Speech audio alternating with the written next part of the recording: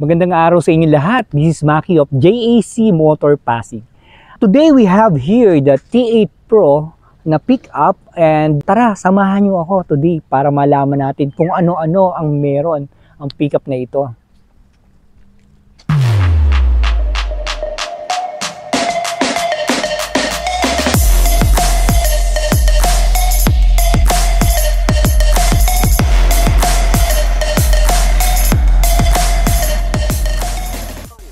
And tingnan po natin ang harapan ng sasakyan ito. As you can see, napakalapad po ng kanyang bumpers as well with the grills. Ayan. And siyempre, kung malaki ang bumpers, kailangan malaki rin po ang logo. This is the JAC logo. Andito po naman ang projector LED headlamps with the LED DRL. At ito po ang mga sensors. Yan. The 4-eye sensors para sa ating mga safety features. At di po mawawala ang ating fog lamp kahit ito ay manual transmission lamang, the base variant, meron po yung fog lamp sa kailanganin natin kung tayo mapupunta sa maulang lugar at medyo foggy. And now we're gonna check on the rims. What we have here is a 265 6P rim 18s. Ang rims po niya ay 18s na meron 265 by 60 na size.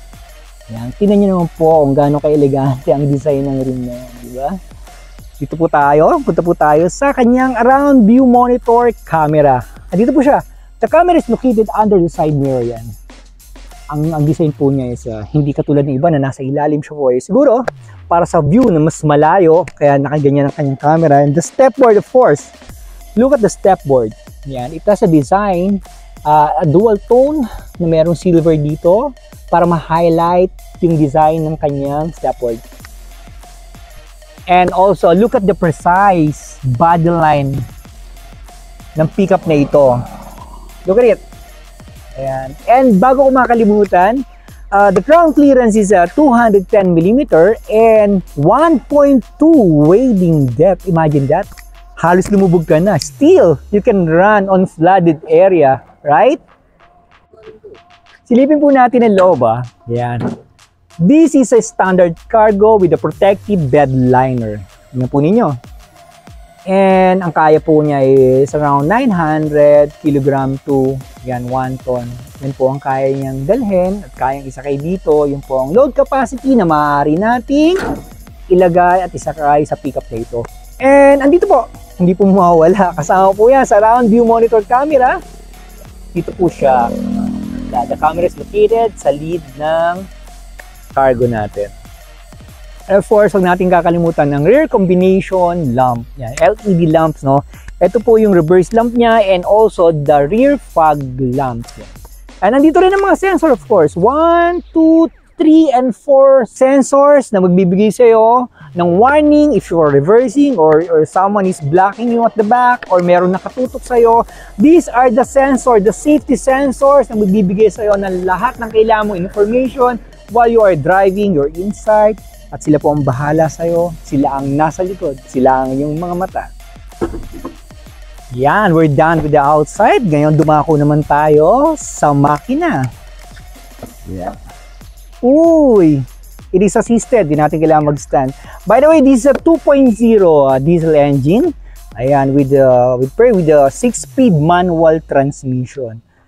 Meron po siyang 137 horsepower na merong 320 Newton meter of torque. Ayan, ang fuel consumption of course, sa aming paggamit, no, base sa aming paggamit, ang city driving niya is nagre-range mula 10 to 11 km per liter, while sa stretch, I think this thing will eat 13 to 15 km per liter. So, economical, no? Matipid sa isang diesel na 2.0 na manual na merong 6-speed na transmission. Of course, galing tayo sa labas, dito naman tayo sa loob. Ngayon papakita ko sa inyo kung anong meron ng loob ng sasakyan ito, no? Simulan natin dito sa likod. Yan. Ito, nag-iisa lang ako. Kaya kailangan kong gawin ito na mag-isa. Yan. Yan. Ang pwede nyo ilagay dito is the usual thing. Katulad ng ginagawa ko rin, umbrella. Yan ako naglalagay ng umbrella. Yung ibang bagay na ayaw nyo makaabala sa inyo sa harapan, sa inyong paanan, na maliliit lang naman, pwede po yan dito sa likod. All you have to do is, fold this down, then put your pins at the back. Tapos, sarado po natin. Ayan. Ngayon, isipin nyo kung nasaan ang ating tools, jack, wrench, ibang gamit natin. Andito po yan sa ilalim. Ayan. Ayan. All you have to do is pull this up. Ito po yung safety lock niya. Andito po yung jack. Ayan, yung jack po is located here. Ayan, yan po. And as well, with the tools, andito po siya. Ngayon makikita nyo, no? Meron pa siyang kapirasong space if you still have other things na gusto nyo hindi nakikita ng mata, eyesore na nakakainis. Pwede nyo po yung ilagay dyan. Nabababa lang natin. Ayan. Ngayon, ulitin ko this is the base variant, the manual transmission. Meron po siyang armrest. Ayan. Siyempre, sa tabi ng armrest mo, dapat lagi kang merong bottle holder. Ito po yan. You have 2 bottle holder here. Babalik mo lang. Pag meron kang bata sa inyo, kailangan maglagay ng car seat. Meron din po tayo nakaabang dyan. Nandito lang po.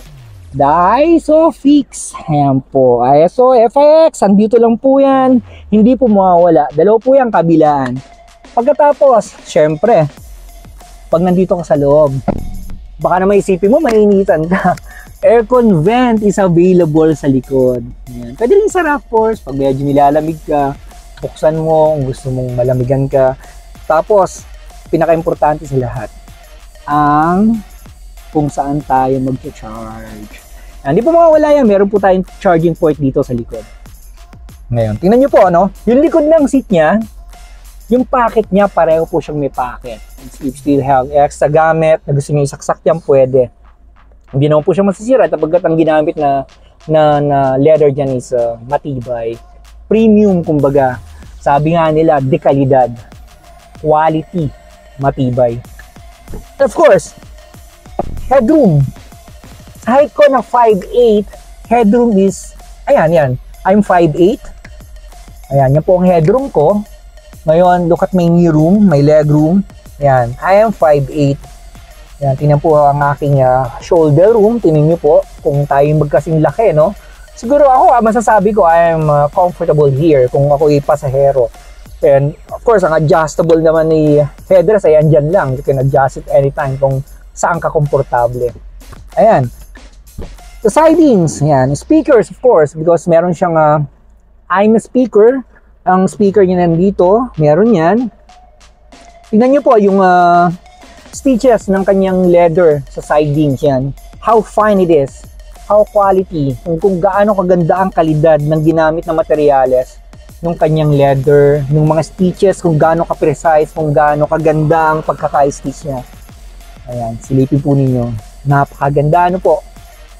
I think ginamit na talaga rito ay napaka-premium na materyales.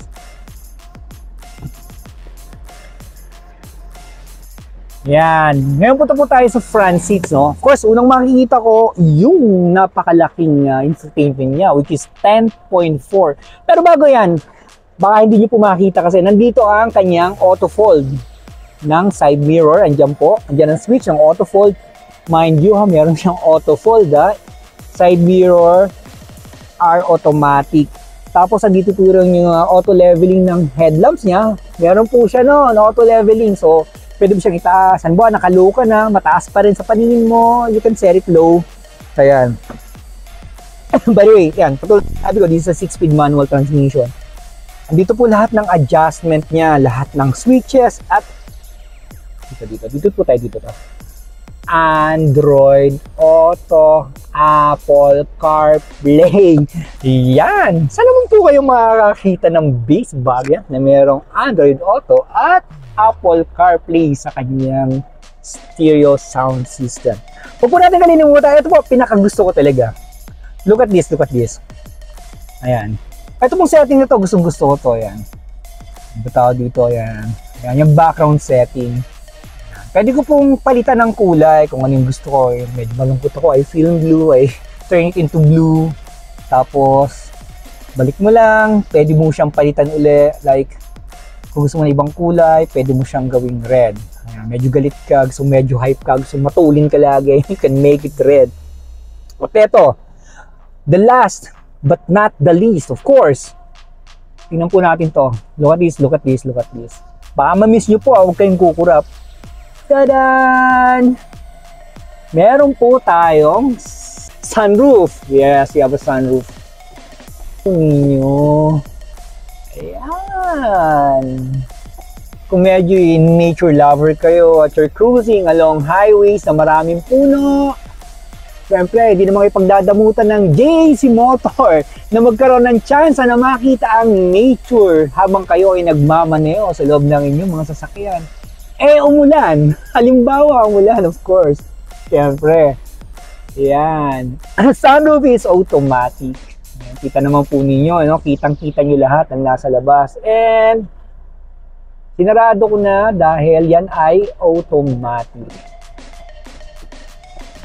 Okay. Now, tapos na tayo rin sa interior, no? Though hindi naman natin ganun natake lahat. Pero, I think maghahapon na kasi, kailangan na natin siyang i-drive para malaman naman natin how it feels driving the 6-speed manual transmission 2.0 engine ng JAC T8 Pro. Tara, samahan niyo ako. Ayan, now we're driving the T8 Pro. Ayan, masasabi ko lang, this is a very comfortable pickup. Ang suspension na gamit niya is double wishbone independent suspension, while sa likod, it's using a multi-link suspension, lip spring suspension. Yan. Komportable siyang gamitin. No? Yung handling niya, hindi siya ganun ka-bumpy. Yung mga pagliko niya, hindi siya ganun kabuay. And also, malambot ang manibela niya, malambot ang steering wheel. Like, it is an hydraulic. Hydraulic po ang gamit niya, no? Hindi siya electronic power steering. Yet, yung lambot po niya is like you're using an electronic power steering na system yon. Ngayon, ang shifting niya is napaka-smooth lang, napaka-smooth.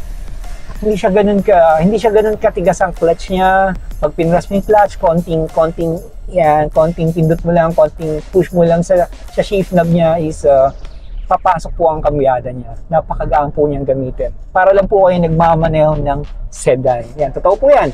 Mas mainam nga po kung may magte-testing yung ma-drive ang T8 Pro para malaman po ninyo kung gaano siya kainam dalhin at gaano kagaang i-drive. Ilan po ang masasabi ko sa sandali ng aking review sa sasakyang ito. Ang masasabi ko lang is sa lahat ng namaneha kong pick-up, no, ito lang yung siguro masasabi natin, though this is manual, pero yung handling niya is napakagaang. Hindi ganun kabigat, like pagliko, pag-shift, pag-apak ng clutch, lahat, pedals are soft, wala po akong masabi. Yun lamang po, maraming salamat po sa pagsama sa akin sa pag-review ng T8 Pro, at ang halaga po nito ay 1,045,000 pesos only. Yes, samo po kayo. This is only 1,045,000. Imagine, sa presyo na yon ay makukuha nyo lahat ang mga nabanggit ko. Safety features, yung nagagandahang feature niya, exterior, ang leather seats, lahat po nun ay andito sa JAC T8 Pro. Diesel engine, 6-speed manual transmission. Imagine that. 1,045,000. Silipin po ninyo pag meron kayong pagkakataon at para matesting ninyo sa inyong sarili at makita ng inyong mga mata kung gaano kaganda ang sasakyang ito. Ulitin ko, 1,045,000 para sa JAC T8 Pro. Salamat po sa inyo!